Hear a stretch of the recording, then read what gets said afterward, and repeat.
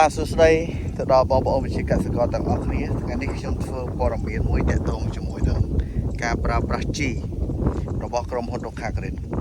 ឡូវនេះខ្ញុំមកដល់ទីតាំងផ្ទាល់នៅស្រុកមង្គលបុរីតែម្ដងដែលអតិថិជនដែលគាត់ប្រើប្រាស់ជីវគ្គ1បាទអ៊ុយរ៉េ 1B បូកជាមួយ1233ជាមួយនឹង322300ឃើញថាល្អមែនតើបាទរឹសគឺវែងមែនតើហើយស្រូវនេះគឺអាយុកាល20ថ្ងៃជាងហើយបាទគឺល្អមែនតើទាំងដងដើមគឺស្អាតតែម្ដងបាទមើលទៅរឹសវែងមែនតើដូច្នេះហើយបាទតកតងជាមួយនឹងការប្រើប្រាស់ជីបើសិនជាបងប្អូនចង់បាន tip ក្នុងការប្រើប្រាស់ក្នុងមហត្តាចំនួន7ការុងបាទ 7B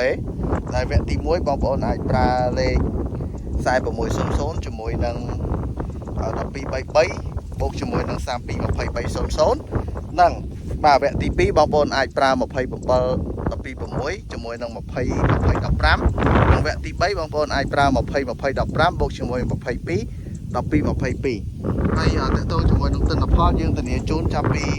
បាទ6ទៅដល់9តោនតាមស្ថានភាពដីនិងការប្រើប្រាស់ជីថ្នាំទៀតបាទនេះគឺជាទស្សនវិជ្ជាទាំងមូលដែលខ្ញុំបានមកបាទដល់នៅស្រុក